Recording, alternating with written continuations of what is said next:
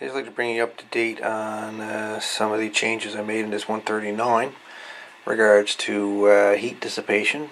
We're trying to get the heat under control on some of the components on the board. One is a 5-volt regulator, which usually sits down here on the ribbon down, where is he, straight down there.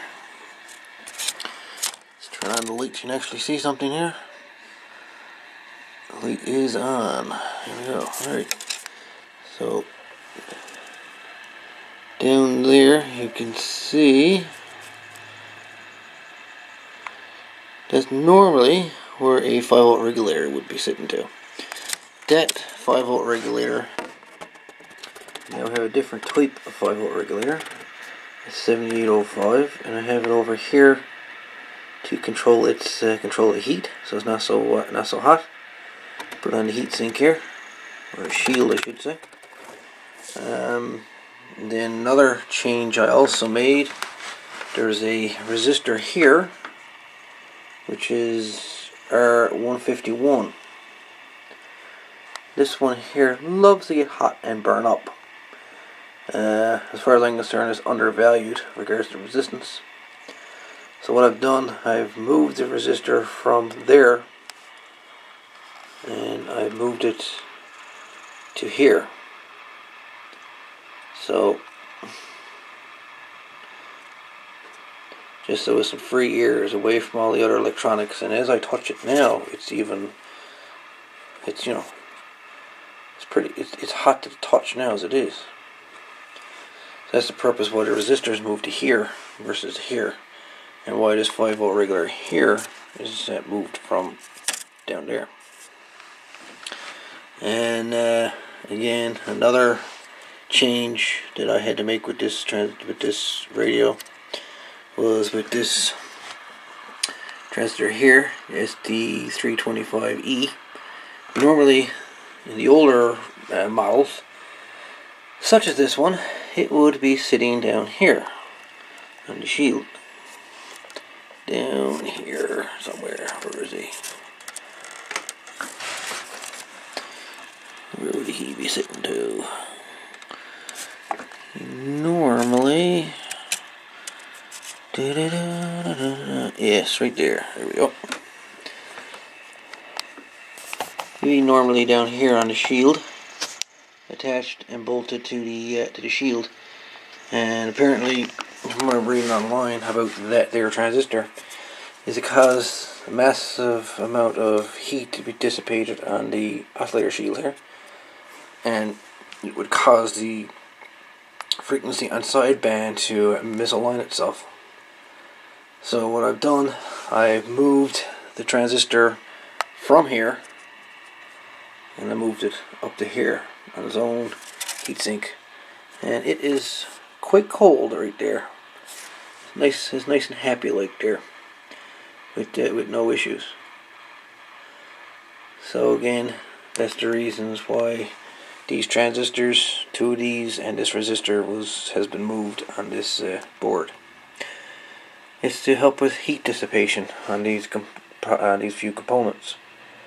And as I said in the last video, the LEDs in the front, these gives me an indicator of voltage on different parts of the circuit board, like on the 5-volt regulator here, the 12-volt supply going to the finals, 8-volt supply lines.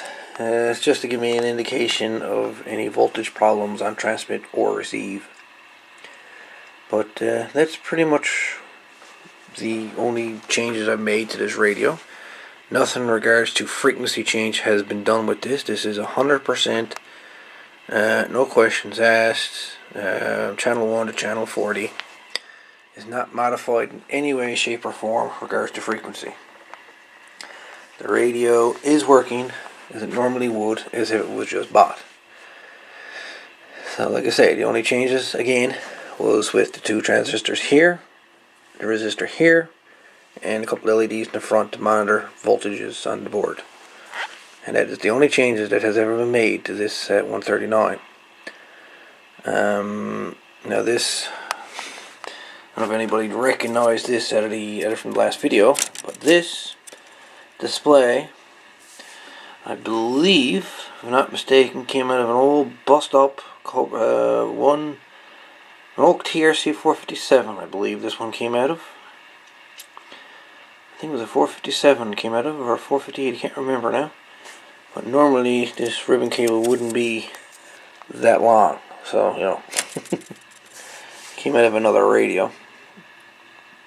I can't remember if it was a 458 or a 457 it came out of. It came out of one of them. I'll take a guess, probably have a 458, maybe a 457 I'd say it came out of, guaranteed. But anyways, yeah. So, getting to the repair. So, basically, we're going to be replacing both of these critters here. You got the two SC1306 on the left, and the two SC1307 on the right. And both of these guys are going to be replaced with the two new ones that I picked up off eBay. These guys here. I got them pretty cheap, so I don't even know if these are going to be any good, but I guess we're soon going to find out. So, there we go. Let's see how it works out. If these transistors work and continue to work properly, I'll be getting more of them, that's for sure.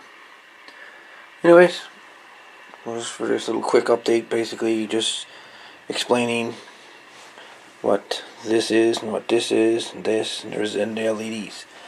So the next video will actually be changing out these two transistors here to these guys here, and then test around transmit and see if these two transistors actually put out any power. Basically, are they original transistors or are they fakes? In any case, we'll find out in the next video. Thanks for watching, guys, and don't forget to subscribe and like and thumbs up and comment and all that good stuff. Anyway, guys, keep the faith. We'll be back.